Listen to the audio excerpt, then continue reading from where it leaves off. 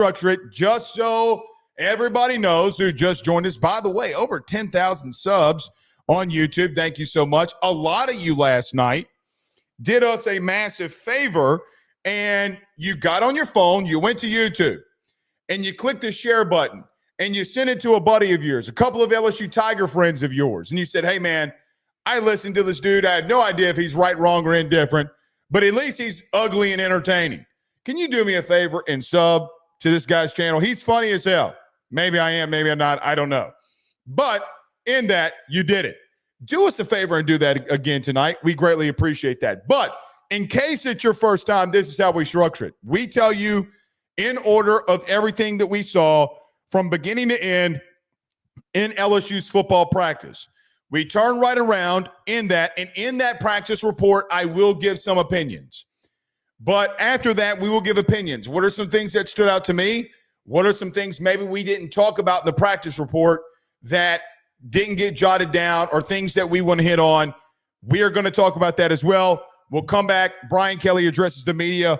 We will get to that as well. Do us a favor and hit the like and share. We greatly appreciate you joining us. It's going to be a fun episode.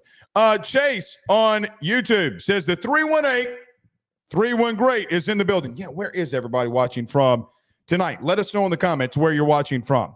But he says, Pondville, Louisiana, good to have you in here with us. He said, defended you on the Tiger droppings today. Hating ass dudes was on there, bro. Yeah, I didn't really know that Tiger droppings was still a thing. I never go on Tiger droppings. I don't really care. And unfortunately, when you think that you're being real, it makes enemies. And I can tell you where those enemies come from. Those enemies come from the Garrett situation, this guy coming out here saying sources. Go check our check record. That's all I'd say. We're an opinion, dude, and if we get info, we're going to run with it. Okay, you like me, you hate me, I really don't care. But based off of what happened in Omaha, I think a lot of you like us. I do think a lot of you like us, but I'm glad you're here. Haters going to hate. But do think that, Garrett can say, we talked about this a little last night. Garrett can say, hey, man, I got to clean up turnovers. Blake Ruffino says it's the world's ending. It's okay. Tiger droppings does not hurt my feelings. Those guys don't know anything anyway. Kenny Russell says, we trust your eyes, Blake. Give us your honest views on things. We will do it. Goat says, checking in from the 206 Lubbock, Texas, is in the building. Hey, Goat, I'll tell you this. We talked about this from on Ruffino and Joe show. A lot of people buying into Texas Tech. I wonder what the vibe is. Let us know. What is the vibe over there in Texas Tech? Could the Red Raiders be a playoff team? Who knows? Moyo says he's in Houston. Good to have you in here with us. Mitch is in the 225, but currently from the 225, currently in Northwest Arkansas. Yeah, a lot of camps opened up today. None, maybe more than what we were saying in Arkansas. No, the YouTube stream is not down. At least I don't think it is. People are commenting from it. Noah Mason says, listening live from Plano, Texas, and go Tigers. You know that Noah Mason is not going to miss, and he's going to be in here. Good to have you in here with us. Goat says, yeah, the Tech fans are rabid. Yeah, I bet they are. I bet they are. Look who it is. Gerald Rhodes says, we are back. That we are. You are back. A lot of you are back, ironically. A lot of you are back for the practice reports. That just, again, let you know that we're in for a good time. Jason says, the 903 Texarkana is in the building. Good to have you with us here. And Penn Jones, Frisco, Texas. A lot of people in the great state of Texas tonight. A lot of people listening live from the great state of Texas. Good to have you all with us. All right, let's get rolling here. I know you don't want to hear me blabbering. You want to talk about what happened today out at practice, get the opinions, and let's talk about the things that Brian Kelly said in his press conference today. Before we do all that, let's pay some bills around this thing. Do us a favor. Hit the like and share. Share to all those groups if you're on Facebook and to all those social media pages. You're watching us, listening to us on YouTube. Like, subscribe, notification bell, wherever you listen to podcasts. Rate, review, and subscribe. Let's get to a quick break, and when we return, we got a practice report to talk about. We do that. Stay with us. He will sell your house and find you a new. Well, Tyler's the man. He's here for you. buy or sell, well, it's not too late. Dial 955-0008. Just call 955-0008. Y'all call Tyler. He'll shoot you straight. Hey guys, I want to tell you about our good friends over at Red Stick Financial. They're your local residential mortgage broker located right here in the heart of Baton Rouge, Louisiana. At Red Stick Financial, they find the bank that works for your particular set of needs to purchase the home of your dreams or refinance the current one. They truly are your partners in this process, and they pride themselves in helping individuals and families with one simple goal in mind, and that is to make home financing approachable, attainable, and stress-free. They are licensed in all Louisiana, Texas, and Mississippi. So from Amarillo to Meridian and everything in between, they have you covered. Red Stick Financial brings you creative, customized solutions, and they don't believe in the one-size-fits-all when it comes to loans. They even have special options for mobile and manufactured homes located in a flood zone and stated income financing for those of us who are self-employed borrowers. If you or someone you know is looking to buy a home, refinance an existing mortgage, or simply want to know what options are out there for your future, give Red Stick Financial a call today at 225-407-9250. That's 225-407-9250. Or check them out online at redstickfinancial.com. That's redstickfinancial.com. Before you purchase the home of your dreams or you go and do that refinance, you need to go local. Go Red Stick. Guys, let me tell you about our good friends over at Grand Slam Heating and Air, where your comfort is their top priority. At Grand Slam Heating and Air, they promise to provide customers with high-quality HVAC service at an affordable price while ensuring the homeowner peace of mind. From their office to your home, they guarantee the best hassle-free experience around. Efficiency and comfort is their game. Let them make your home Grand Slam today. At Grand Slam Heating and Air, they're offering their annual maintenance plan starting off at $18.75 a month and also doing those $99 tune-up promotions. They provide free estimates for system and ductwork replacement, as well as offering financing to get the job done with no money up front. From Baton Rouge to Hammond to Covington, they're all around. So what you need to do today, give them a call at 225-380-9065. That's 225-380-9065. Or go over to their website, getgrandslamair.com. That's getgrandslamair.com, where your comfort is their top priority. We're back! By the way, LSU is not the only team to start their fall camp today. The University of Clemson did too. Guys, I don't know if y'all are seeing some of this stuff posted on social media. All right, you're in for a dogfight. You better take it in every one of these 20 practices that you got, 20 practices plus. You better take. All right, you're in a dogfight. Rocky Balboa, Rocky 3. Balboa, Rocky 4. You're in a dogfight. Let's go take it to someone's ass. And the start of that happened today. All right. So again, just to very quickly recap, I know some people come in, and if they miss this, oh well, it's not my problem. We're going to go in order of things that we saw, how the practice went and structured. We'll break some of those things down there. I'll come back on the other side of that and give you some opinions. But we started out today at LSU at the first practice of the 2025 season in the fall camp. And like I told you a lot of times throughout the offseason, when those gates open this fall, after you went in January and gotten guys like Josh Thompson and Braylon Moore along your offensive line from the transfer portal, the first thing that I am going to get my eyes on is that offensive line. When today we got out there, the starting offensive line from left tackle to right tackle was Tyree Adams, DJ Chester, Braylon Moore, Josh Thompson, and Weston Davis. in some of the earlier offseason breakdowns, I think when we talked about the offensive line, and especially during spring and some of the guys that were there, I had felt like along the offensive line that Brad Davis and company tried to give some of the guys that had been here longer, meaning being longer at LSU, a chance to win a starting spot along the offensive line. Today, none of that mattered. The portal is closed. We got to get moving here. We got to find our 5 starting offensive linemen. Nothing along this offensive line, nothing along the offensive line surprised me today. Not one thing. I think it was last week, we posted a segment about the season coming all down to this. I think we were with our good friends over at Service Hawk when we talked about this. That, look, all of this hinges on the offensive line going into that Clemson game and for the season. In that, we talked about this being a form of what LSU would do. I thought that they would put, just based off of what I thought they would do, I did think that they would put Josh Thompson at left guard and DJ at right guard, or Thompson at left guard and DJ at right. They didn't.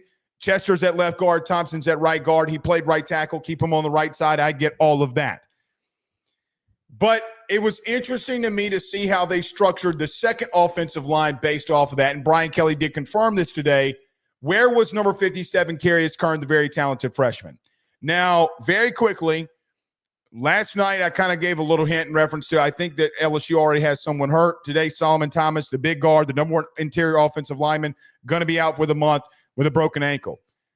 Can't worry about that right now. Some of those guys have got to step up. He didn't start camp. It is what it is. Does it suck for depth? Absolutely it does, but it's a really big deal. But to see how that second unit was structured, to me, was also a big deal. Carius Kern is still at left tackle in a move that I do not agree with. I think he is a guard. And I think that for me, I think that they need to give him the most reps at guard as they can. Now, there's a couple of things here. It is day 1. Brian Kelly said as much today in the way that he opened the starting press conference. Guys, this is day 1. There are going to be a lot of things that get changed on what you see out there. There are a lot of different things that we're going to do and try along the offensive line to see if they work. Let's go after and see if it works, but we're going to try some things early to see what the best 5 starting offensive line unit is. That is your starting offensive line right now. I do not know if that is going to be your starting offensive line week 1 versus Clemson.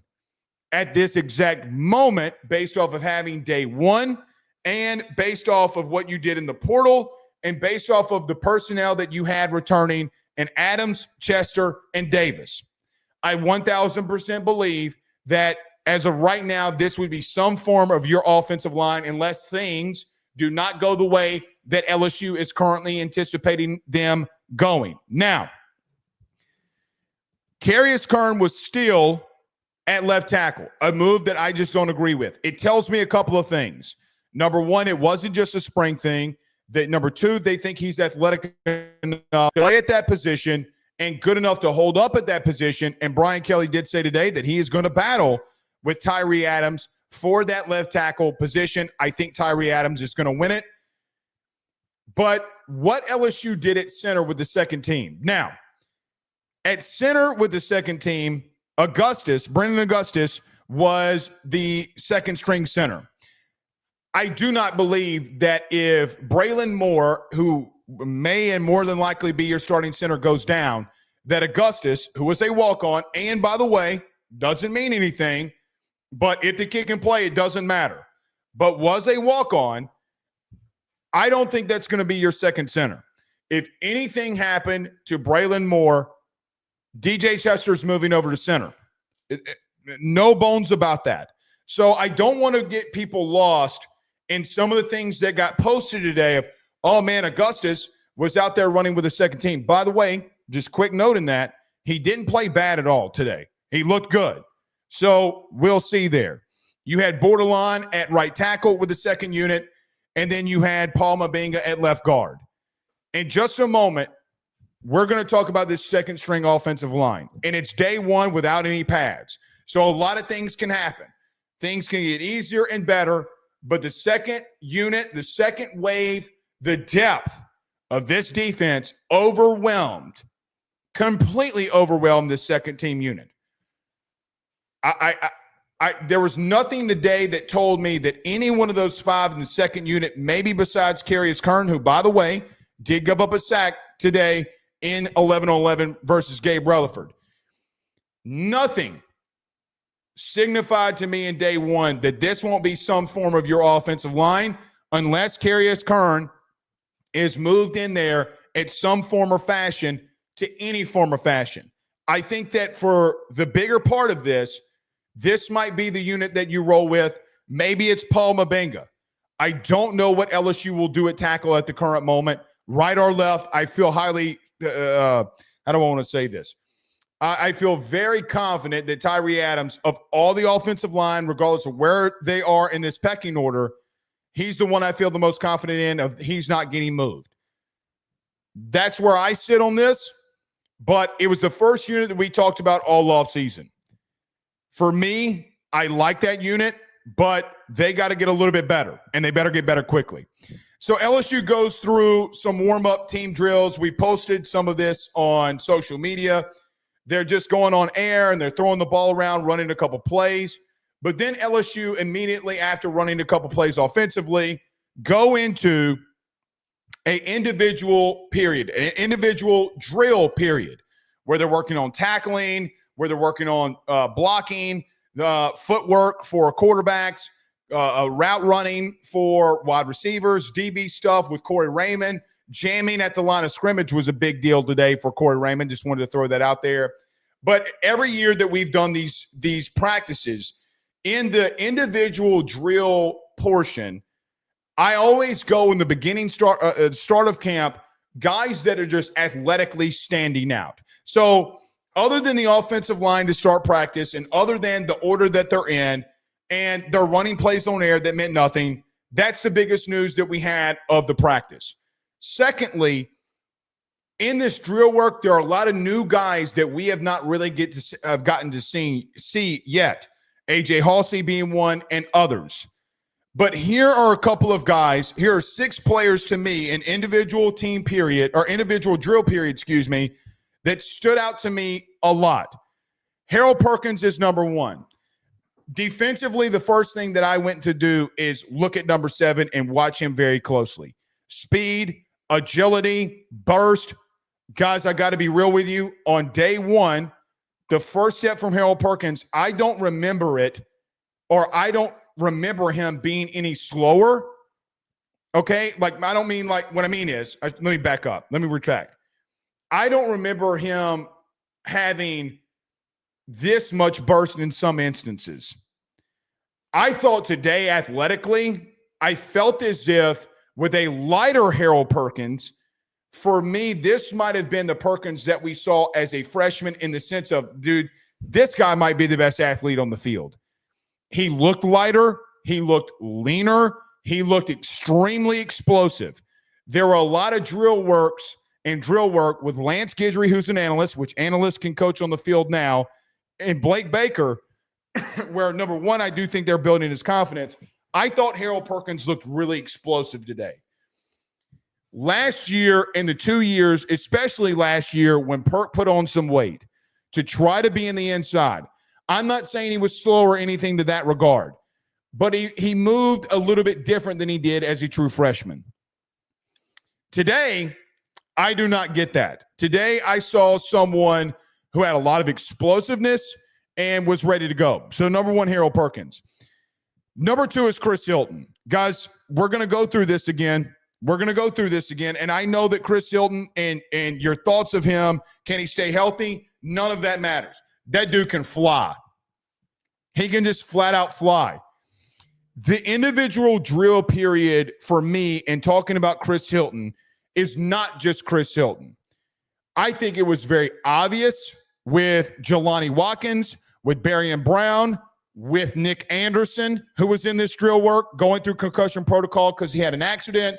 Will be out there tomorrow when we're out there with them tomorrow. He did go through drill work. I thought even he looked really, really explosive and looked really good. Aaron Anderson and Xavion Thomas. Guys, they got speed for days. It's like every single freaking time that they're going through these drills, these dudes, when you see them on the field, are absolutely flying. And I forgot a couple of them that I didn't even mention in that being Francis and that being Destin Hill, who had some really good days. We will see. But Chris Hilton, I mean, guys, you go out there and you'll see some of this. And Chris had a massive catch today from Garrett Nussmeier from a beautifully thrown pass from Garrett to Chris. Could have led him a little bit better, but beautiful pass. Guys, Chris is explosive. I do think from the young man that used to come on this show to now, Chris looks about 15 pounds heavier, to be real with you. To share a little information on the young man that I know, guys, Chris Hilton's about 190, 195. Still lean, but he's sitting there. I think at the end of camp will be about 185, 6'6", but can outright fly. Can Chris stay healthy will be a big thing, but in those drills, Chris Hilton was the most explosive and caught an absolutely ridiculous. A ball was overthrown to Chris into drill work. And he leaped up and made a ridiculous one-handed catch. Absolutely crazy. Third person was Jaden Breaker, the young freshman, linebacker. Jaden Breaker, number 15, to me, was someone who instantly defensively stands out from the pack. It is not remotely close. This kid is built like what an SEC linebacker would look like. 6'3", 220, 225 pounds. And can flat out fly. I don't know what to make of Jaden Breaker right now. I have no clue. None. Zero, zilch, nada. No clue. I know an athlete when I see it. And I have already made a very mental note that when number 15 is on the field, we are shutting up and we are paying attention. Jaden Breaker was a freshman that Blake Baker went and got in this last class. My God. Dude, somebody said in the media portion, I have no idea who said this. Man, that looks like a Georgia linebacker. Not really, but I get what you're saying. The kid can fly. Him and C.J. Ross, who are two new additions to this defense from a freshman perspective, they stood out. I thought C.J. Jim Coyley stood out from if we're talking about freshmen. But those two dudes looked really good, really fast, really explosive. I got to see this kid go and run drills. I haven't seen him. I didn't see him running with first or really second team, really, a lot. Want to see him on the field. If his athleticism means anything, that kid's going to figure it out, and he's going to figure it out quickly. That kid can play. He can flat out play. He definitely looks the part. Let's see if he can play the part. Gabe Relaford. Guys, Gabe Relaford continues to make plays, but in the drill work, I just think even at edge, Patrick Payton looked really good. Jack Pyburn looked really good. But Gabe Relaford just keeps standing out to me. The explosiveness from number 19 from a season ago to now is a lot different. It translated itself in spring when every time that we would come out here and do these practice reports, number 19 just kept making plays over and over and over again. Weston Davis, the sophomore, versus Gabe Relaford, the sophomore, and number 19 was winning that battle. And it's why he, for me, got the spring player or player of the spring. Because, guys, I mean, at some point, you can only make so many plays before you get recognized for it. Today, he did it again. But the bend that I've seen Gabe Relaford have on some of these dip and rip moves that he's kind of been using a lot, on some of these things, guys, he's literally looking like when he's getting low and he's getting flexible and he's getting down. I will try to get a video of this tomorrow of Gabe Relaford. He is so flexible that he might be getting 2 foot, like 2 foot from the ground.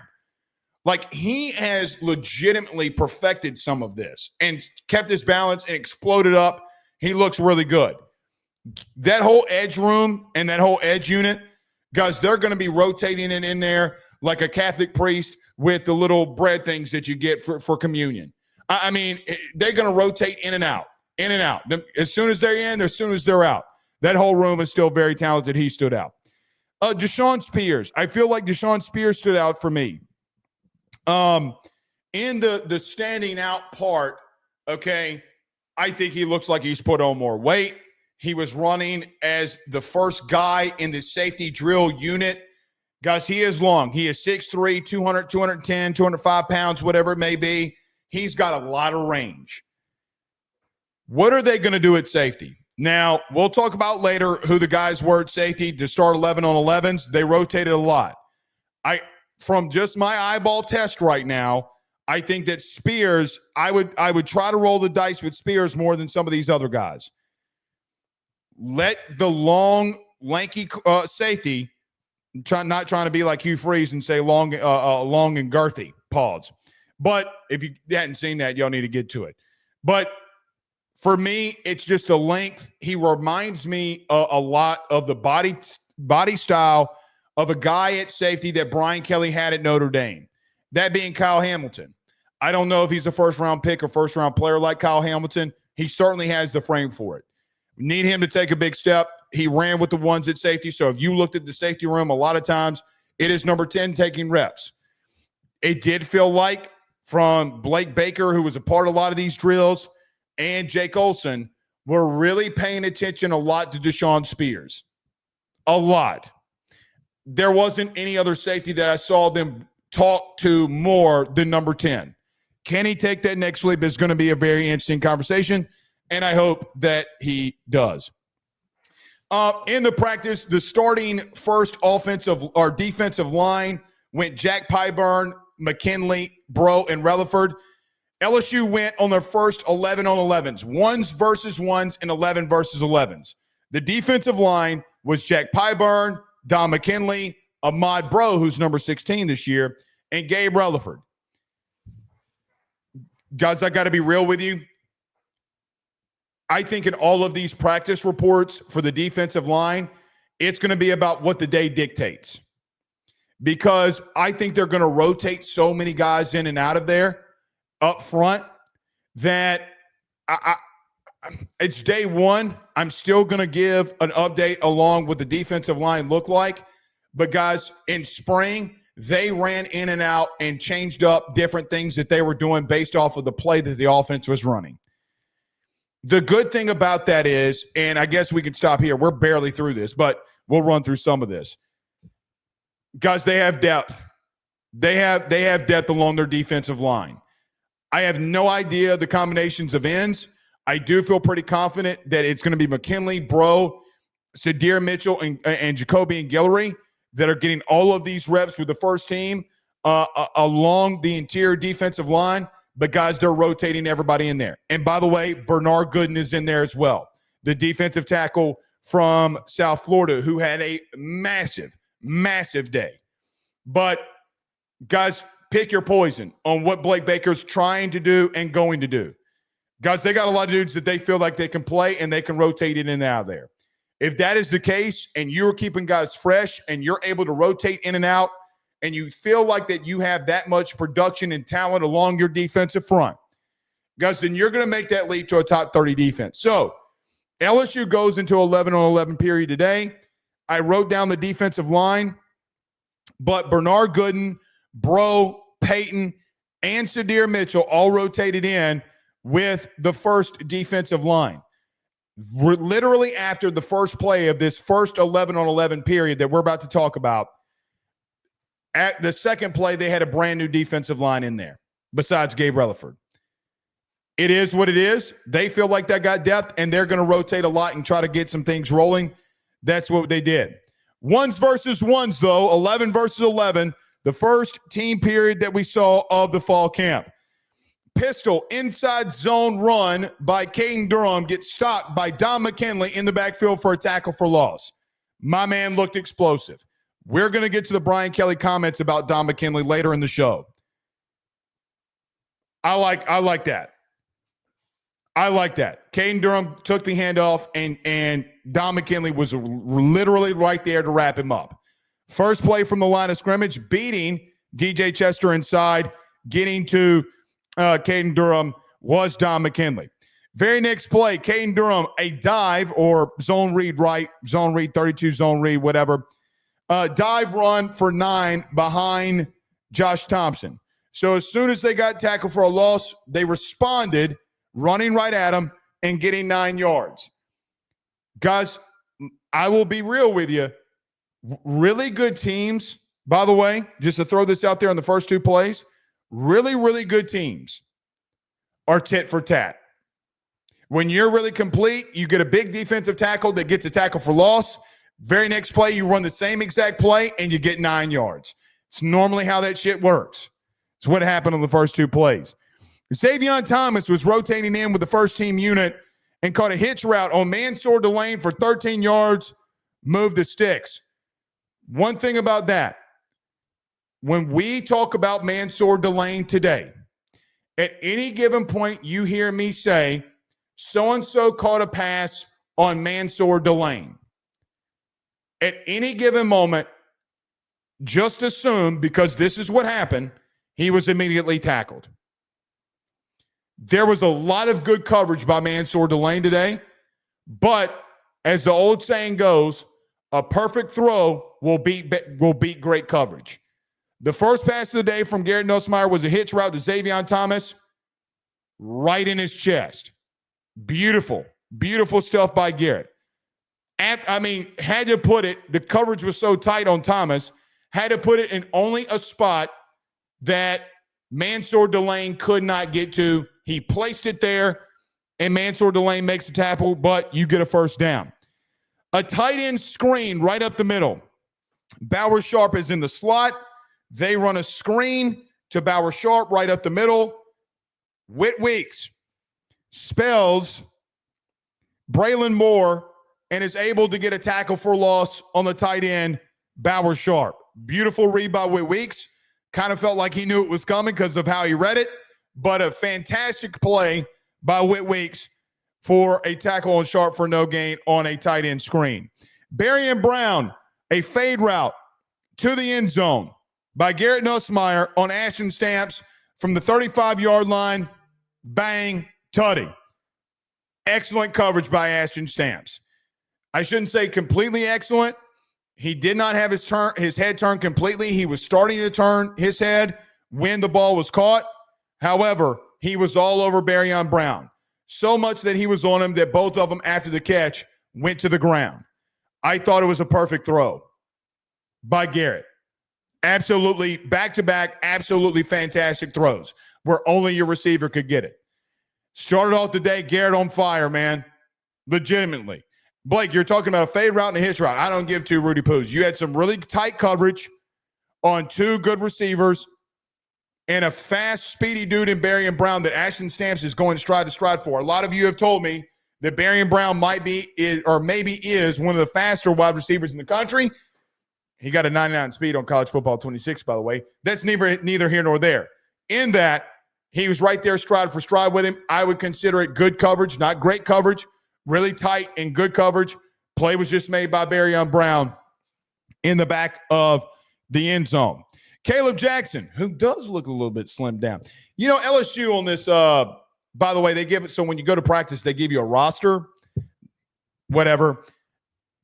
They had Caleb Jackson listed at 234 pounds. Oh, God, Blake, here we go again. Hold on, pause. Caleb Jackson don't look like no 234 to me. He don't look like no 234 pounds to me. I'm sorry, he doesn't.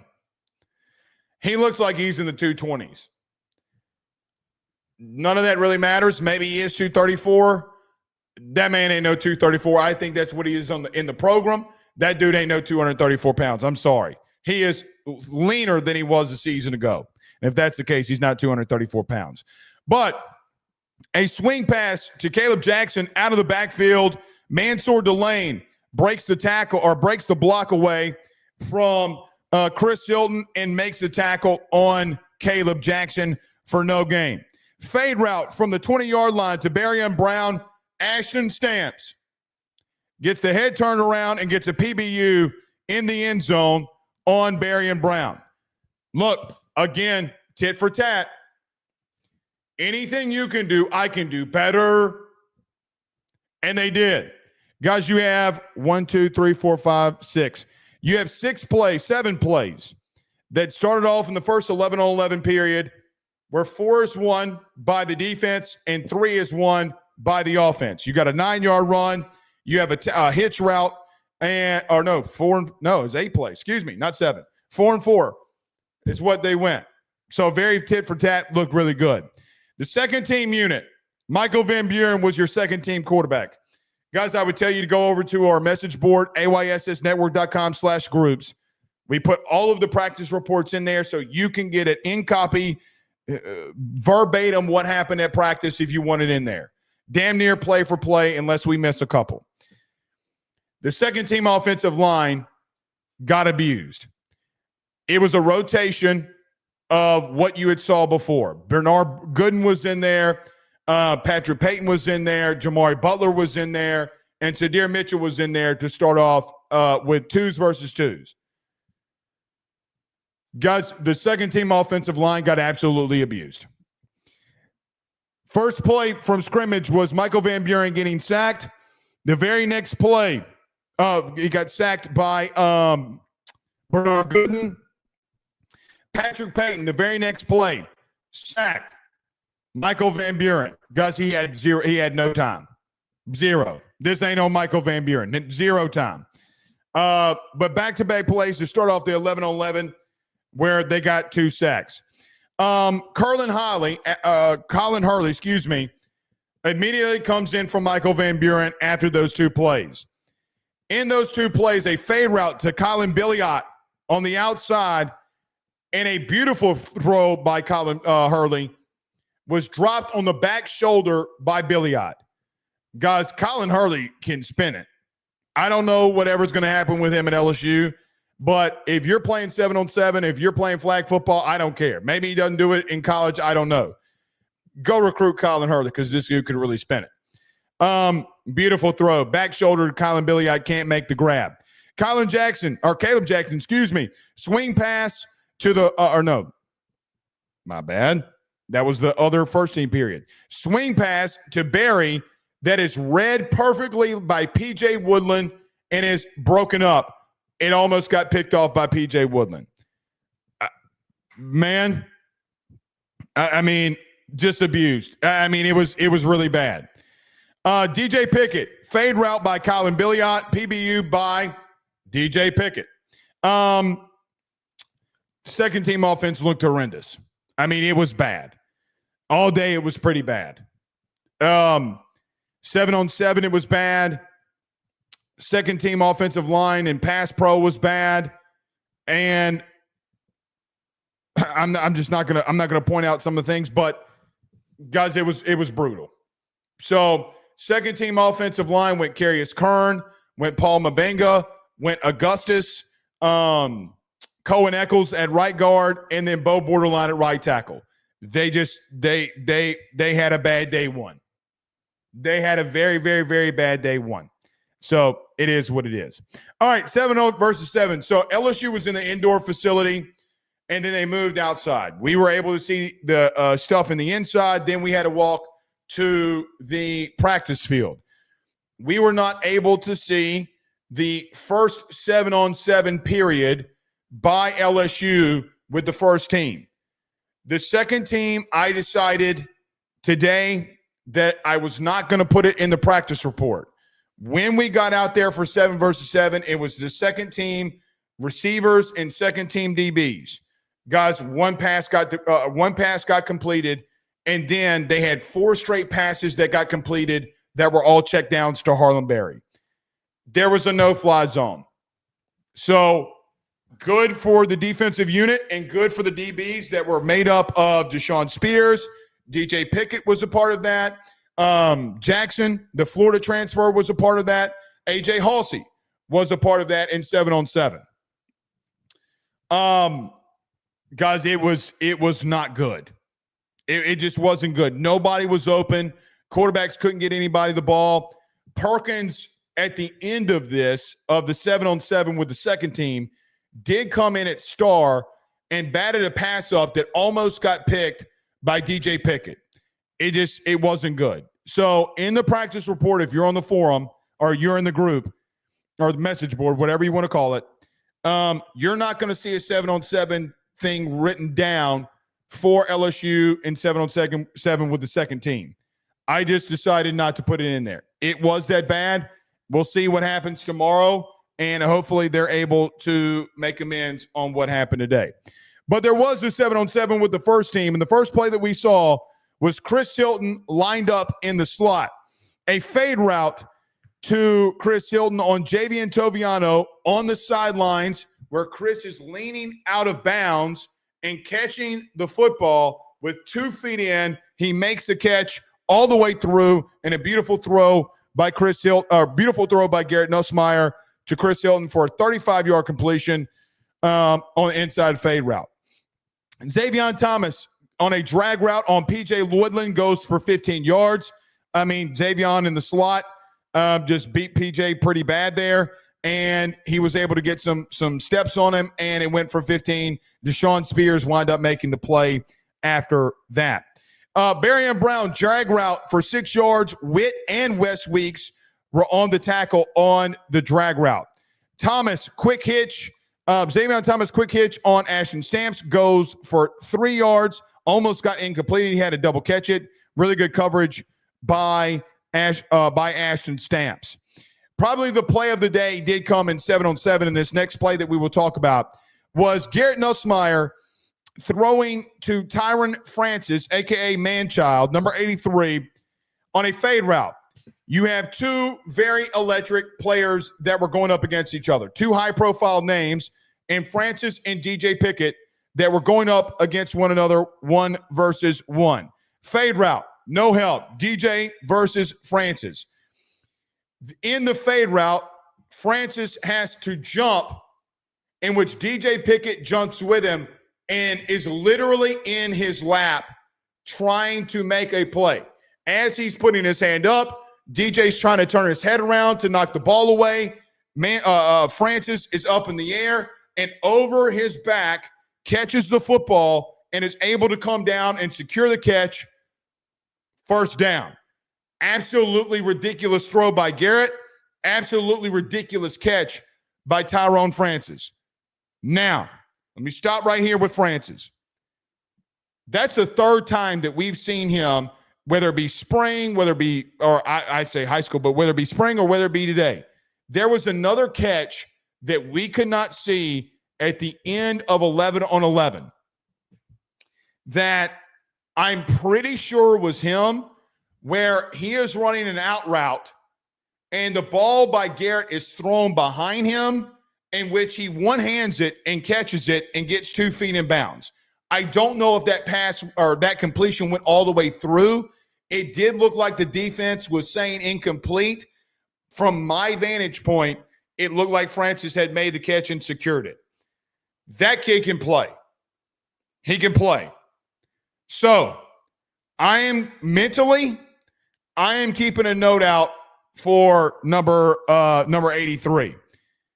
This wide receiver room is deep, man. It is very deep. You keep making plays like that, you're going to continue to do some really good things. Jelani Watkins, inside post route, TD on a busted coverage. I don't know what happened there. I don't know the coverage. I thought they were going man-to-man the entire day. If so, Jelani Watkins, who I did not see who was guarding him, a busted play, was able to get after it. Chris Hilton on a slant route that goes for 13. Mansour Delane is there in coverage. And then you have a hitch route to Barian Brown that goes for 8 yards. Ashton Stamps on the coverage. And the 7-on-7 period was no more. Guys, in the 1-on-1 section, I don't think any pass hit the ground from Garrett. Trying to look here. Hilton fade, no. Thomas drag, no. Destin Hill, I missed one. Destin Hill, inside post route for 15 yards on Javian Toviano. The very next play, I missed the Destin Hill play, Destin Hill slant route on Ashton Stamps. He catches it and then stiff arm stamps to the ground for a first down. No passes were missed. But you have Destin Hill, Thomas Hilton, a drag route to Berrien Brown, Thomas quick hitch, the Francis ridiculous catch over DJ Pickett, Watkins inside post TD, and then the quick slant and the hitch to Hilton and Berrien. That's pretty efficient. It's pretty efficient. So the things that we saw from Garrett early in the 11-on-11 and in the 7-on-7, from what we could see, it's a very productive day and start for your senior quarterback. Really, really effective. I thought Garrett made some ridiculous throws today. Absolutely ridiculous. So looked good doing it. Look really, really good doing it. Before we get to this, I should have stated this entire thing in the beginning. Practice was only for an hour today, so they didn't go long. There was about a 20-minute or maybe 15-minute portion of practice in between the 7-on-7 versus the last 11-on-11 when they kind of just went through scout team stuff, like things that they were about to see in team, period. There's nothing to report there. I mean, we were unable to really see a lot of the pass pro stuff. I will try to get over to it tomorrow. The 3 reps I did see in that drill when they were going through some scout team stuff, I saw Tyree Adams lose to Gabe Relaford. I saw Bernard Gooden beat Josh Thompson in pass pro. And I saw DJ Chester win against Sadir Mitchell. Moore won against Don McKinley. And Weston Davis won. I think it was either Patrick Payton or Jamari Butler, couldn't tell. But I couldn't see a lot of pass pro. They were on the far other field where we couldn't see. We'll try to get to some pass pro stuff tomorrow. But a lot of scout team stuff outside of pass pro. But really wasn't a lot going on there for those 15 minutes. Last but not least, we got to the ones-on-ones in the second team period, 11 versus 11s, 1 versus 1s. Pistol formation, Caden Durham in the backfield and 11 personnel, 1 tight end, which was Tradez Green. In a pistol formation, Caden Durham inside dive, inside run for 5 yards. Patrick Payton, however, the edge who started the second 11-on-11 along with Butler at edge, really made a physical stance in the run game on making a tackle on Caden Durham where he cut back, saw the play of what was happening, and made the tackle at 5 yards where Caden Durham could have really busted one wide open. You need athletic ends that can make plays like what Patrick Payton did today. But a run for 5 yards for Caden Durham. Pistol formation, outside zone run to the right for Caden Durham for 6 yards. Harold Perkins breaks a tackle or gets away from a block, and gets a tackle from Tradez Green. Hill on a hitch route. Destin Hill on a hitch route for 8 yards. Another absolutely ridiculous throw by Garrett Nussmeier on a hitch route to Destin Hill, and very, very good coverage by Mansour Delane. Destin Hill runs a hitch, and literally as the ball is getting there, the hand is in the belly button of Destin Hill, and it's just an absolutely ridiculous throw for 8 yards. Really good coverage. A tackle on Destin Hill, and you do get 8 yards on the 11-on-11. Thomas on an outside run gets no gain, and then the biggest situation of the day occurs. 3 back-to-back runs by LSU resulted in the defense absolutely going off. Number 88, a South Florida transfer, Bernard Gooden, said hello to LSU. The 3 technique, or a guy that's outside of the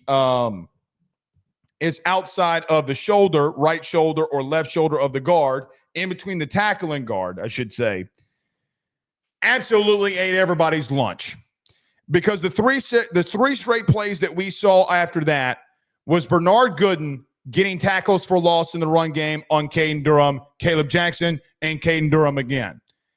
88 Gooden was face off against majority of the time. I think 2 of those, I couldn't see the third one, but on all of those situations was on Josh Thompson. My man was extremely explosive off the line of scrimmage and made some absolutely ridiculous plays. The first play was LSU coming out of the pistol. They go simple dive run again. And Bernard Gooden makes a stop.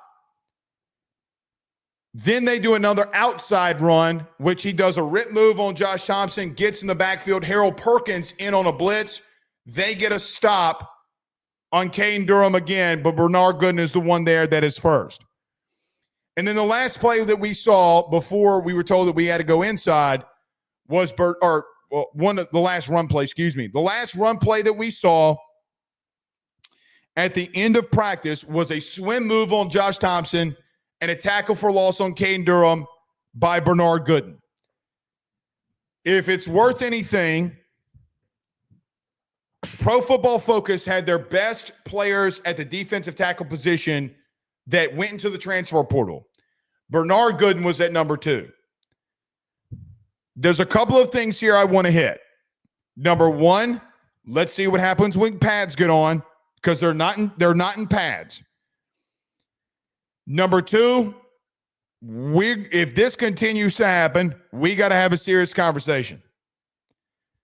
Number 3, I'm not going to make a determination when no pads are on and this dude makes 3 really big plays. Let's see if that continues.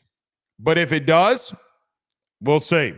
The last 3 passing plays that we saw at the end of this was a fade route by Garrett Nussmeier to Chris Hilton that is missed, a in route by Barian Brown that is broken up by A.J. Halsey or tipped by A.J. Halsey, and then Harold Perkins making his emergence as an out route to Tradez Green was not completed and was knocked away.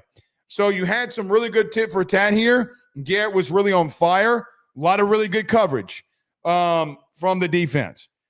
If you ask me, now that the practice report is over, if you asked me, I would say, in my humble opinion, defense at the end of practice won the day in what was mutually a very close battle between the two.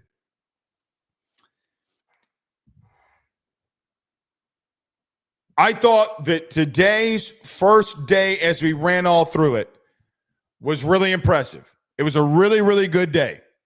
Let's see if they can go into tomorrow and push through it and and get another really big day. Pads, I think, come on Saturday.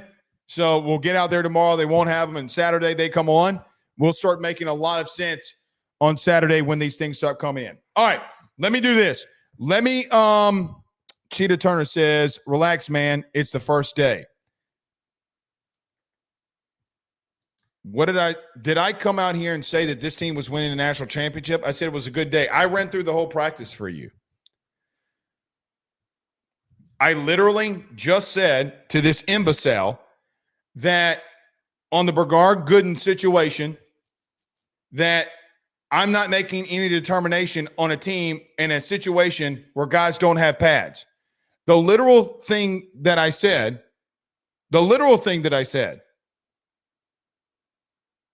was, how can we make a determination when no pads are on?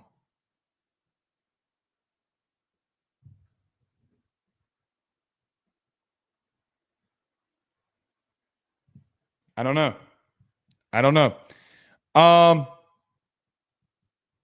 Boy, I did not realize. I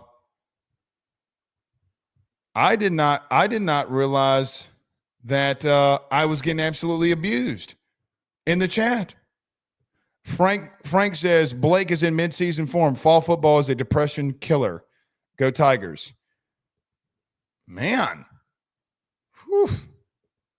Sorry to depress you. Hoping all 1,029 of you that are in here right now don't feel that way. Caden Martin says, feel like you've been pretty chill, Blake. I feel like I've been pretty chill too, Caden. I don't know. Blankface says Cheetah was responding to me, LMAO, but I deleted it. Oh, well, what did you say? Boy. I'm just telling you what happened. All right. You want to get even more mad? This is what we're going to do. Let me get to a quick break. I'm going to give you my opinions of the day. Then we'll talk about Brian Kelly and the things he said at the press conference. Then the show will be over. Let me get to a quick break. My opinions, my 7 or 8 opinions, actually 8. My 8 opinions of what I take away from day one. We talk about that next. Stay with us. Guys, you might know my good friend Carol Falls and all the great service that he provides over at State Farm. He is your good neighbor after all. But did you know State Farm has surprisingly great rates as well? Along with the great neighbor service, State Farm agent Carol Falls has surprisingly great rates for everyone inside the state of Louisiana. So call him today at 985-395-4300, 985-395-4300 for all of those surprisingly great rates on auto, home, and life insurance needs. Like a good neighbor, State Farm is there, and individual premiums will vary by customer. All applicants subject to the State Farm underwriting requirement. Guys, I want to talk to you about our good friends over the Drake Williams Law Firm and Drake Title Company. Are you facing tough times due to an injury from a car accident, navigating the complexities of divorce, or purchasing a new home? At the Drake Williams Law Firm and Drake Title Company, they understand the challenges you're going through, and they are here to help. The lawyer team of Ernie Drake III, Ryan J. Williams, and Summer Vignair, along with Morgan Daniels, have the experience and proven track record to give you that peace of mind. Give them a call today at 985-386-7600. That's 985-386-7600 to schedule a free consultation at their brand new office located in historic downtown Ponchatoula. They're also doing a special, the AYS special. If you're refinancing or closing on a home in Southeast Louisiana, request the Drake Title Company to handle your closing. If you mention Blake Ruffino and AYS, you're going to receive a $400 discount on title fees. Again, give them a call at 985-386-7600. Let them know that Blake Ruffino sent you on by. We're back. Okay. Did y'all see the video from the Verdant verdict of Blake Baker shaking Aiden Andy in the middle of the field? Y'all chill out with that, bro. Y'all chill out with that. Y'all crazy. Y'all absolutely crazy. A couple super chats in here. Alex says it's possible we overrated the addition of Delane. Heavens no. I mean, guys, what I think about Mansour Delane, and I'm gonna start giving you my opinions. He's not in there, but I'll give you this, Alex. I thought he had excellent coverage. I thought you had a quarterback that placed the football in really good place, in really good spots, and it got converted. Guys, it's really good coverage. I walk out of today in those situations with Mansour Delane. Personally, I walk out of them and just say to myself, hey, man, he's right there. I mean, Garrett's just making a ridiculous throw. I don't know what else you want him to do. Destin Hill's on a hitch route, going 8, 9, 10 yards, and then coming back. Okay, and he's reading it, and the throw is already to Destin Hill in man-on-man coverage, and he breaks on it, and he's trying to bat it away, and it's just a ridiculous throw by Garrett. No, I mean, I'm not there. Like, I'm not there at all. Be honest with you, it makes it to a point where I'm like, damn. With that amount of I'll say this. How about this? I ain't seen nobody cover a hitch route like that at LSU since 2022. Shit. Boy, Malik and them, hell no. First day of camp 2023, it was like bombs over Baghdad. I mean, shit was going stupid. Last year, I thought it was a lot of the same. Now, on day one last year, Stamps broke an in cut and had a pick six on an in 7-on-7. But no, I just thought it was ridiculous throws. I thought it was some ridiculous throws. 11C Army with a $5 super chat on YouTube says, hey, Blake, I don't see anyone talking about it, but where do you see Devon Keys in this year's defense? He is someone I thought he did very well. Today he ran with the second team. The linebacker room was combined of Whit Weeks and West Weeks. So the brothers running strong there in the interior of that defense. Let's see what happens. I think he's in a battle with West Weeks, and we'll go from there and see what happens. I will tell you this. From a linebacker perspective, everybody better keep their eyes on number 15, Jaden Breaker. If that young man has any semblance of understanding what they're trying to do and can make reads and can do and be a good linebacker and he can get up to speed quickly, that dude's an athletic freak. He is an athletic freak. So we'll see. But everybody better be looking over their shoulder. I thought Keelan Moses looked good today too, for what it's worth. All right, here are some opinions. So when I break down after we just did, if you're watching this clip, go and watch the live show for all the breakdown of practice. But there are some opinions that I have here that I think we need to discuss and that we need to touch on. A couple of things. We already talked about Bernard Gooden, but just for the sake of the show. Guys, Bernard Gooden had 3 tackles for loss and a sack today in both 11-on-11 periods. Let's see if this continues to happen. It is day 1. There are no pads on. It is the first day that Josh Thompson has been at right guard for LSU in a starting 1v1 role. I have absolutely no idea what to make of it. But there are 4 plays that we have, 3 in the run game, where he is absolutely explosive off the ball. And I'll tell you this, the 3rd tackle for loss in one of the 11-on-11 team periods, he got off the ball so quickly and into the backfield on a swim move on Josh Thompson that Blake Baker came running from the sideline screaming, hell yeah, that's the way to get off the ball. That's the way to get off the ball. I mean, went berserk. Bernard Gooden came out there and made a statement today. Like it, love it, or hate it, guys, if you're standing on the sidelines and you're watching things go down and you're watching practice and this new defensive tackle from the portal in South Florida comes in and you're in a situation where the first time that you see him on 11-on-11, literally the first time, the first play, and the first thing that he does is get a sack, you're going to say to yourself, oh, shit, okay. All right, let's see what happens again. And then you go into another 11-on-11 period, and he's got 3 tackles for loss. Guys, I think he had today, which is day 1. Again, can't emphasize this enough. Let's see what happens. Have no clue what's going to happen. That is something. Okay, sticks out. When pads come on Saturday, if you do it again, we have a serious conversation that we got to have. What happens at guard, what's going on with Josh Thompson, is Bernard Gooden going to get some run here? Do you need to find him a spot on certain situations? But Bernard Gooden today just clearly stood out because of the plays that he made. The offensive line, we talked about it earlier, the unit of Adams, Chester, Moore, Thompson, and Davis.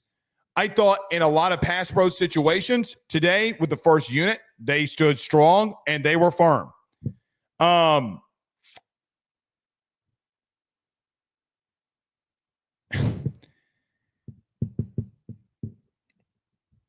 The second team unit did not, but I felt like the first unit did not do bad. Like it was not an overall bad day from the entire collective unit. Josh Thompson had some bad plays. The overall collective unit, I thought in the first team period and parts of the second team period stood strong. I thought Tyree Adams looked good on Patrick Payton. I thought Gabe Rutherford tried to give Weston Davis a lot of issues, and he wasn't having it, and there were a lot of really big plays. So that's your starting 5 as of today. I'm sure we'll come out here tomorrow with another practice report and say, hey, things have changed. That is your starting 5 offensive line. Second team offensive line got abused. And God forbid we get some guys hurt along that offensive line. I don't know what they're going to do. Carius Kern, the very talented interior offensive lineman out of Arkansas, is still at left tackle. The two things that it tells me is that I don't think that they feel that they have a guy athletic enough that can handle being at left tackle outside of Carius Kern. And I didn't see Callaway. I didn't see any of the other guys, Ori Williams. I didn't see any of them. So let's see how that transpires, and we'll see. I think you do 57 a disservice leaving him at tackle. I think he needs to go in and guard. And if you have a situation where Bernard Gooden continues to make plays, well,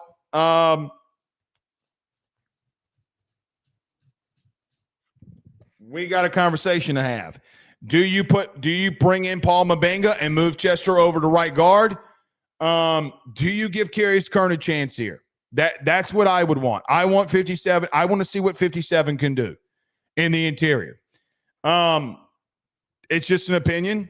But they held up well. Let's see what happens when the pads start coming on, if they can continue to run the football here and they can make some good things happen. But those, from an upfront standpoint, the things that stood out to me. The edge room, Gabe Rutherford, Patrick Payton, and Jamari Butler had a day. They just did in pass pro. Patrick Payton got a couple of pressures on Garrett at the end of it there. The Tyron Francis play that we couldn't see. Me and John Eads of WAFB were talking about this because they're walking us out. I would have given Patrick Payton a sack on Tyree Adams, if I'm being honest. Again, can't tell. But I would have personally said in a live game situation, it's a sack. Me and John Eads are walking into the facility. And on Weston Davis, Gabe Rutherford hits a dip and rip move and looks like Garrett gets sacked. He tries to throw a fade route. We can't see the fade route, but it looks like he gets sacked. Guys, this defensive line unit, this entire unit, regardless for better or worse, they're going to run a lot of different rotational pieces out there. They're going to do a lot of different things at edge. They're going to do a lot of different things in the interior of the defensive line. And Brian Kelly said today in his press conference, listen, when we're talking about our staff and we're talking about coordinators, we had to go give Blake Baker some tools to work with. We didn't give him enough tools to work with a season ago. You gave him some tools, and him and Kevin Peoples tools at edge because they got him. As this camp continues to go on, as we're out there tomorrow and as we're out there on Saturday, I am very, very intrigued to see what happens. When these pads start coming on, are you going to be back in a situation where, hey, man, the way that we kicked off or left the end of spring with the offensive line giving up 6 sacks and a half, is that a lot of the same things that you see? Or is this offensive line okay, but this edge unit and this defensive line is as good as we think that they could be? Because when you see this edge room, it's as impressive as any in the country. Your two backups right now are Jamari Butler, potentially Jack Pyburn on how they use him, maybe Gabe Rutherford. I don't know. I mean, Patrick Payton was running with the twos. Guys, Patrick Payton, who had double-digit sacks in a year when they blistered our ass. I mean, guys, he's different, man. If that young man puts it all together, things are going to be different at edge. Third thing that stood out to me.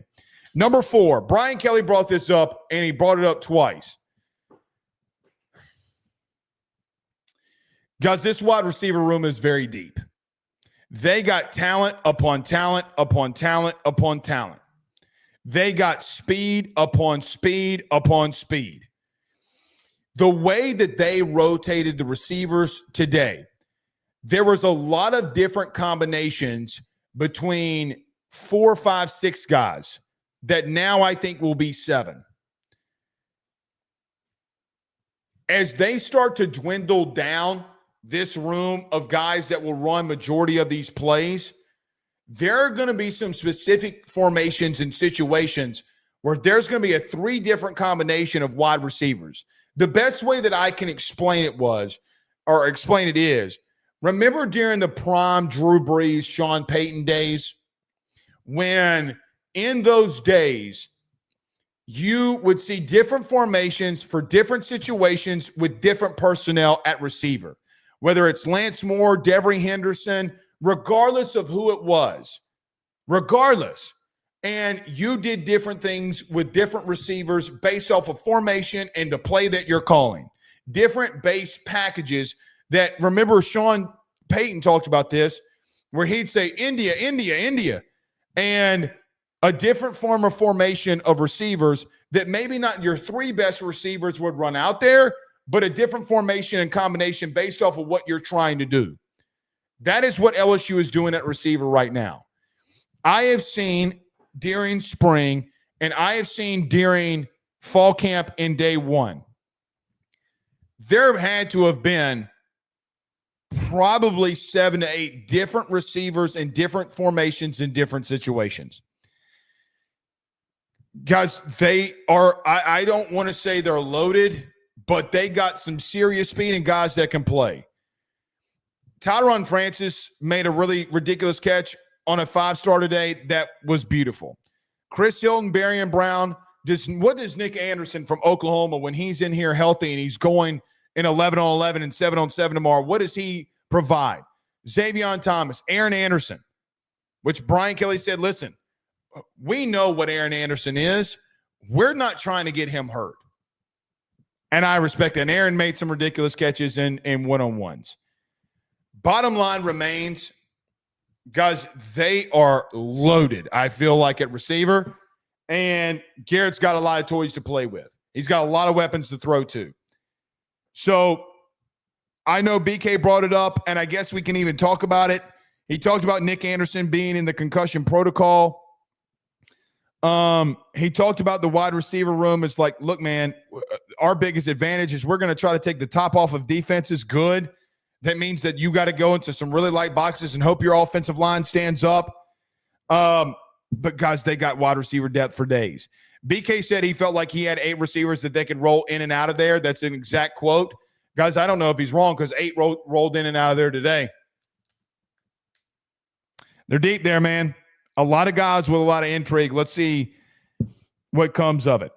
Javian Toviano gave up an inside slot fade to Chris Hilton. This is interesting in an opinion.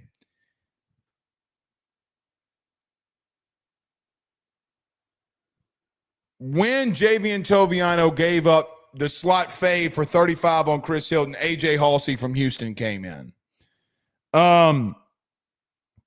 They wasted 0 time. I just think that they're not playing games. If you're getting beat, you're going out. And if you get beat, you better be right there making plays and just say, hey, man, we're going to chalk it up. That guy's a little bit better than me, but we're making the play. LSU ran a lot of cover 1 today.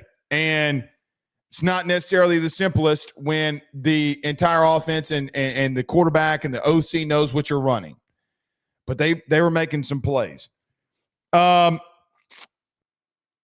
Halsey got in there very quickly, and I was wondering how quickly his emergence would happen. But safety room had some situations where Jake Olson, Blake Baker didn't like it, and Jashawn Spears and A.J. Halsey came in there pretty quickly for Tamarcus Cooley, who gave up a drag route earlier in the day and just got beat by Xavier Thomas. Next play, Jashawn Spears was in there, and Cooley was out. I don't think that the starting unit of Toviano, Cooley, and Jordan Gilbert, I think, when they were in there, they were quickly out. I've seen today from some media saying Cooley had a great day. I have no idea where they're getting that from. We'll see. Hopefully he does, but I wouldn't call it a big day. 2 more things here. Harold Perkins. Guys, with LSU moving Perkins to star, what you're really running is an abbreviated 4-3 defense. You got a lot of guys that want to come and attack in the running game. Today, when Perk was not in coverage and didn't almost pick a play off, which he did almost do in 7-on-7, they are sending him a lot off the edge. A lot. Number 7 is blitzing off that slot position a lot. I'm going to hold off on Perk because I think the guy that I saw today looked very explosive, looked very good, did some good things in coverage. There were a lot of plays today when him coming from that slot position and that star position where my man is going full throttle after number 13 and trying to disrupt this run game. I need to see more to make a determination. But you are basically running, when he is in there, an abbreviated or whatever you want to call it. I know you want to call it a 4-2-5 defense. Guys, it's a 4-3. I mean, you're just doing different things with it.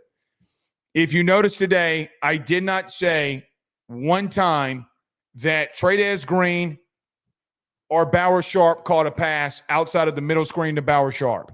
That is because Harold Perkins locked them down in coverage. They did not have a good day. I think Trey'Dez Green is too athletic of a freak to not start getting involved here. They did not have a catch. Not one. Perk looked good today, man.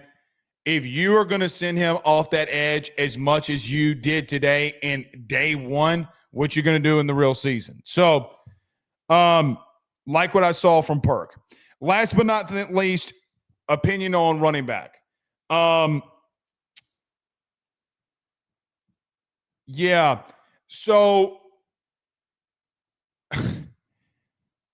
I don't know. I don't know what to make of them.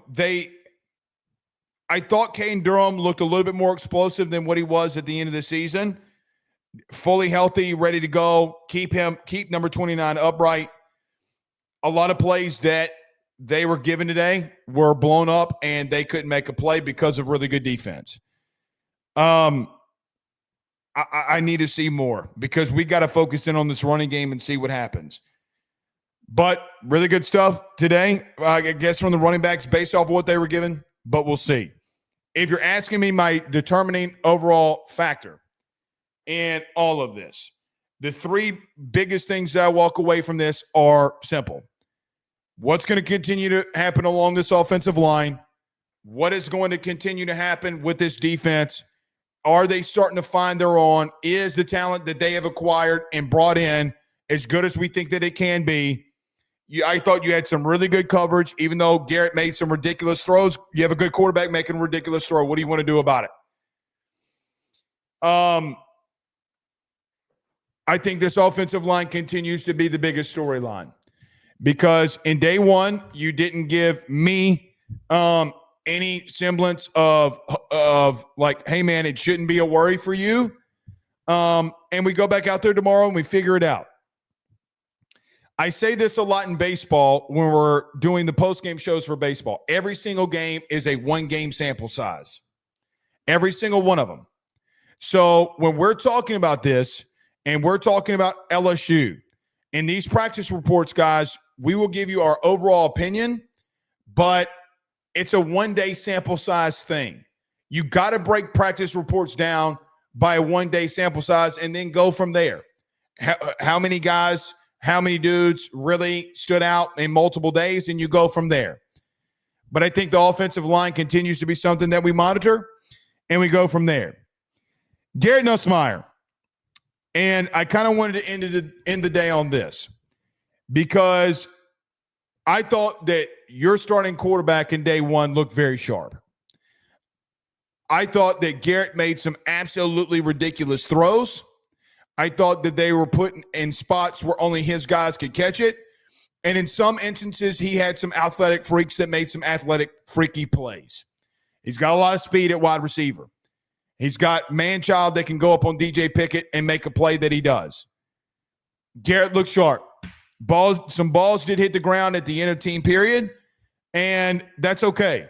But if Garrett keeps compiling days on top of days and not turning the ball over and looking the way that he did today, guys, all right, maybe we're cooking with grease here. Thought he looked fantastically sharp. I thought a couple of things that were very interesting to me. There were some times where him and Joe Sloan were barking at one another, and Garrett Nussmeier's control that he was taking was fine. I like the level of control of him telling Sloan, hell no. If Chris Hilton is one-on-one in the slot with Javian Toviano, and he's running a fade route, I'm throwing it. They were barking at one another. Garrett had full command. No. Sloan was yelling stuff out, and he goes, no. We're doing this. Bam. Hitch route. Hill. 9. He's going to be out there on the field for you. And I want him making these checks now and doing the things he's doing now, because when you get in the game, it's going to be very relative. Last but not least, in addition of this, in the sharpness of Garrett Nussmeier, one thing that I thought was very pertinent today was in every single play that they ran outside of one period, what they called, I think, NASCAR or something, and they're just running plays on plays. Every time in 11-on-11, they went to a huddle. And I call it a huddle, an abbreviated huddle. That signifies to me that there's a team that wants to establish the run game and wants to establish it early. New couple little wrinkles. Let's see what they do here in that. But bottom line, I thought to end this, as we take a couple of questions here as we leave, I thought that Garrett looked really good. I thought he looked sharp. If I'm being real with you, it was one of the better practices that I'd seen him have. Look good.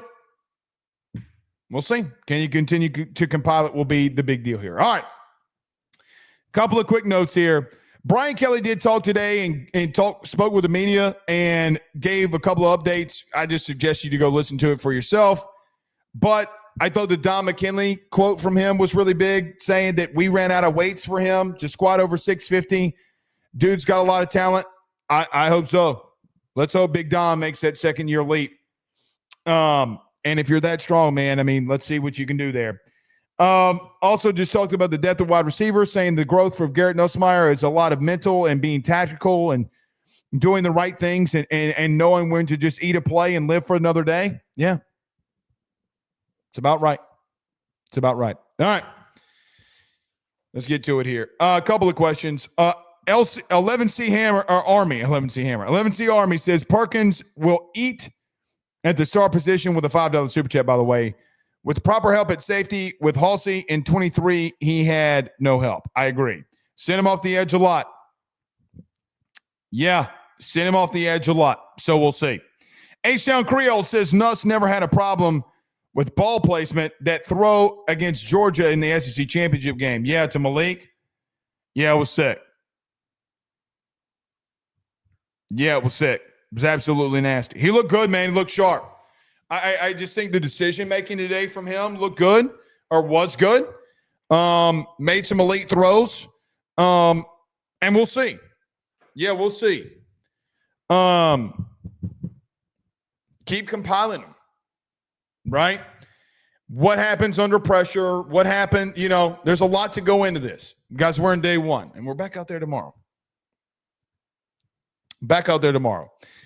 Reese says Perkins is pretty much an outside linebacker. Yeah, pretty much. It's a overglorified 4-3. Tech Phenom says good show. Pie Burns interview with Carter was really good too. It was. Go listen to it. What was Power Hour LSU. Go over to Carter, Power Hour LSU. Tristan Williams says, good show, Blade. Appreciate the content. Anytime, guys. Anytime. Very fun. We're back out there tomorrow. So you want to hear about day 2, which I hope all of you do. Come back tomorrow. Do us a favor, though, if you do not mind. Do us a quick favor. At the end of the show, just say, hey, man, want to hear about LSU football's practice today? Send them the YouTube link. Just send them the YouTube link. Say, hey, and by the way, just subscribe for my buddy. Well, I greatly appreciate y'all doing that. Do that for your boy. I know all of y'all have a lot of LSU friends. Don't tell me you don't. Do not tell me you don't. I appreciate it. All right. We'll see y'all soon. Y'all have a great night. Peace out, Girl Scouts.